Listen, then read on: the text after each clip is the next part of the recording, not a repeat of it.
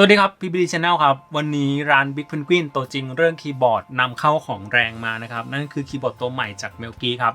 Mate 68 Ultra V2 ครับในความเห็นของผมMelky มันคือคีย์บอร์ดสาย performance นะครับเพราะว่าความสามารถเขาโหดมากๆแต่ตัวเนี้ยมันเป็น performance ผสมกับคีย์บอร์ดสายแบบสาย RGB เพราะว่าไฟต่างๆเราสามารถปรับได้เยอะมากๆนะครับแล้วก็ตัว Light Panel Light Box สามารถเปลี่ยนได้ด้วยคลิปวันนี้จะเล่าให้ฟังครับเกี่ยวกับ performance ของคีย์บอร์ดตัวนี้ครับแล้วจะให้ดูว่ามันสวยยังไงครับอยากให้ดูนะครับสำหรับคนที่ตามหาคีย์บอร์ดแรงๆสวยๆตัวนี้จบครับ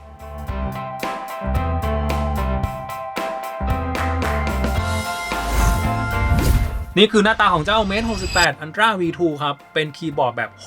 65%คีย์ทั้งหมด 68 คีย์นะครับมีเคอร์เซอร์ลูกศรแต่ก็จะไม่มีเรื่องของ F row นะครับของที่ให้มาก็เบสิกครับมีสายเคเบิลแล้วก็มีพวกคีย์แคปสำรองอีกนิดหน่อยนะครับแล้วก็จะเป็นที่ดึงคีย์แคปที่ดึงสวิตช์ของ Melky เองนะครับตัวเคสครับทำมาจากอลูมิเนียมครับแน่นอนมีความ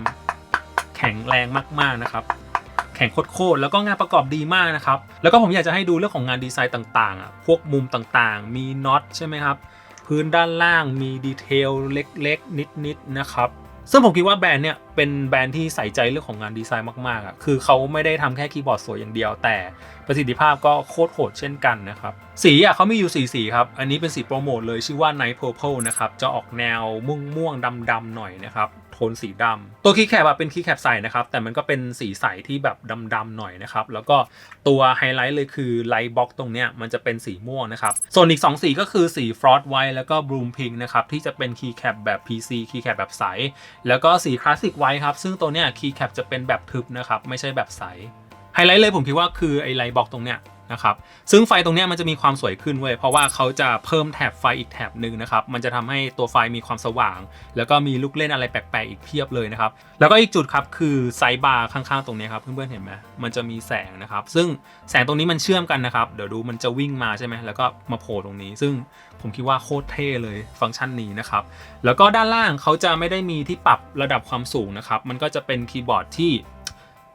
ไม่แบนแล้วก็ไม่สูงเกินไปนะครับความชันมันจะอยู่ประมาณนี้นะฮะซึ่งตัวไลท์พาเนลตรงนี้เราสามารถถอดเปลี่ยนได้นะครับแล้วก็ร้าน Big Penguin จะมีขายอะไหล่เปลี่ยนด้วยซึ่งลวดลายต่างๆก็จะสร้างเอฟเฟกต์ไฟต่างกันนะครับเช่นตัวนี้ครับตัว Geometric นะครับพอเปลี่ยนเนี่ยก็จะหน้าตาประมาณนี้เลยมันก็จะมีดีเทลเล็กๆอีกนิดนึงแน่นอนว่ามันก็น่าจะสวยกว่าแบบธรรมดาแหละตัวคีย์แคปก็เป็น PC ครับหรือว่า Poly Carbonate แหละเป็นพลาสติกใสนะครับแล้วก็ตรงเนี้ยมันจะมีความฝืดๆนิดนึงไม่ลื่นนะครับอันนี้ไม่ลื่นแล้วก็ตัวฟอนต์จะเป็นฟอนต์สีม่วงซึ่งตรงเนี้ยผมคิดว่า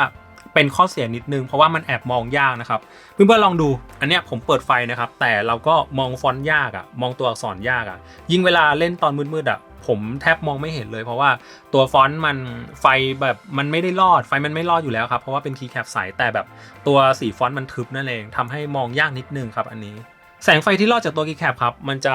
โผล่แค่ด้านล่างนะครับถ้าเกิดเรามองมุมบนตรงๆมันจะไม่ได้ทิ่มตาเราเกินไปนะครับด้านขวาบนของตัวคีย์บอร์ดจะมีคำว่าโหมดนะครับซึ่งโหมดตรงนี้กดไปมันก็จะเปลี่ยนโปรไฟล์ของตัวคีย์บอร์ดที่เราเซตไว้นะครับเราไม่ต้องเข้าเว็บไปกดไม่ต้องเข้าซอฟต์แวร์ไปกดนะครับอันนี้ก็เป็นเหมือนเป็นคีย์ลัดแหละแต่มันจะตั้งได้แค่2คีย์นะครับก็คือกดสลับนะครับ A B A B นะครับแล้วก็สวิตช์จะมีให้เลือก2ตัวครับคือ Com Light Magnetic Switch กับ Flip King Magnetic Switch นะครับแล้วก็ที่อยู่ในมือผมคือ Flip King นะครับมันจะมีความทุ้มๆแล้วก็มีเสียงเบาๆนิดนึงซึ่งผมอยากจะให้ฟังเสียงจริงๆเลยดีกว่าว่าเสียงเป็นยังไงครับ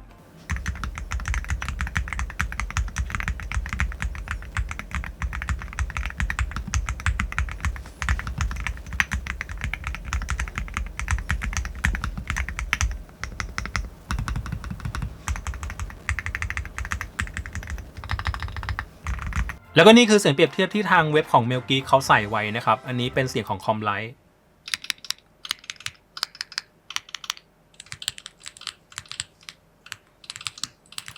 ส่วนนี้ครับ Flip King ครับ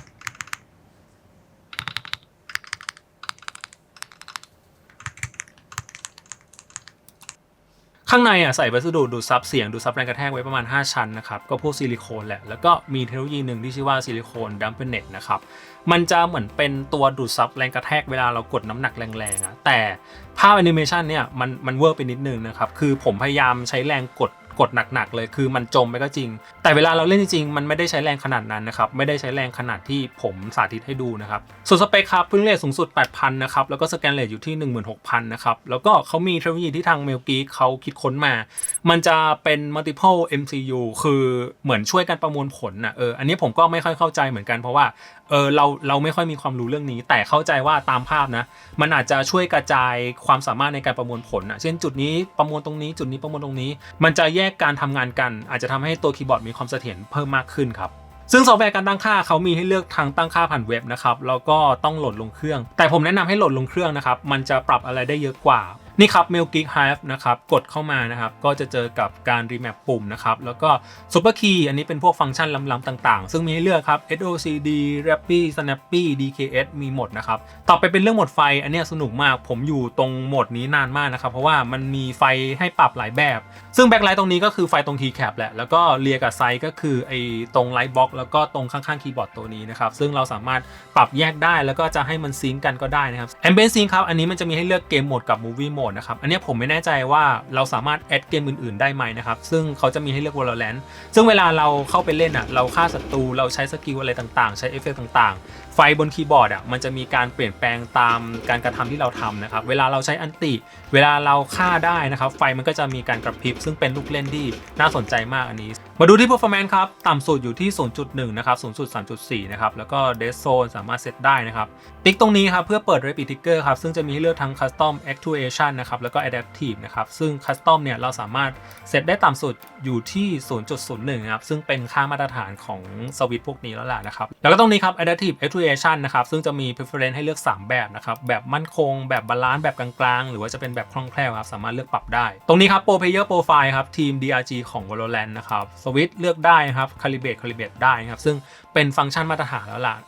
จริงๆมันยังมีอีกหนึ่งฟังก์ชันครับคือ Hive 2.0 AI นะครับคือตอนนี้มันยังไม่พร้อมที่จะใช้งานนะครับแต่อนาคตน่าจะเป็นเรื่องของแบบว่าเวลาเราพิมพ์พร้อมลงไปเพื่อที่จะสร้างแสงไฟสร้างสีของไฟสร้างรูปแบบของไฟอะไรประมาณนี้ครับซึ่งทาง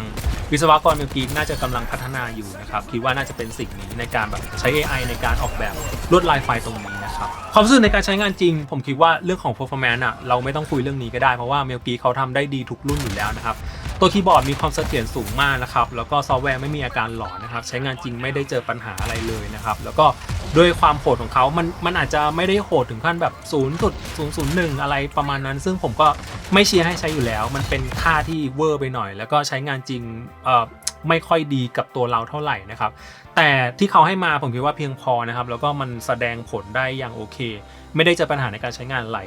สิ่งที่อยากจะให้โฟกัสคือเรื่องของความสวยของเขามากกว่าเรื่องของไฟเรื่องของอะไรต่างๆที่เราสามารถ DIY ได้เยอะมากนะครับอย่างไลท์บ็อกตรงเนี้ยไลท์แพนเนลตรงเนี้ยนะครับบิ๊กเพนกวินก็มีขายเท่าที่ผมนับตอนนี้มีประมาณ7แบบนะครับก็ราคาไม่แรงนะครับแล้วก็อันเนี้ยผมแนะนำให้ไปเปลี่ยนที่ร้านนะครับเราจะได้เห็นความสวยว่าลายนี้มันจะมีผลยังไงแสงจะเป็นยังไงนะครับคิดว่าน่าจะดีกว่าข้อสังเกตผมคิดว่าน่าจะเป็นเรื่องของตัวฟอนต์ของเขาซึ่งสีนี้นะสี Night Purple เนี่ยมันจะเป็นฟอนต์แบบทึบนะครับก็แอบมองยากนิดนึงอีกเรื่องหนึ่งก็น่าจะเป็นเรื่องของราคาเพราะว่าคีย์บอร์ดตัวนี้คือท็อปของแบรนด์และดีสุดของแบรนด์Melgeekและตัวนี้นะครับทำให้ราคาก็อาจจะแรงตามไปด้วยแต่บิ๊กเพนกวินเขามีส่วนลด 20% ตลอดเวลานะครับอันนี้ก็สามารถไปใช้ส่วนลดได้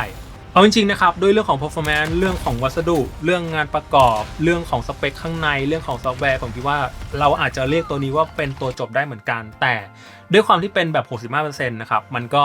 อาจจะไม่ได้เหมาะกับใครทุกคนนะครับแต่สำหรับตัวนี้ครับสำหรับสายจริงจังเกมมิ่งนะครับโปรเพลเยอร์หรือว่าคนที่ต้องการตามหาคีย์บอร์ดทนๆสวยๆโหดๆสักตัวคิดว่าตัวนี้ตอบโจทย์ครับ Melgeek Mate 68 Ultra V2 ครับ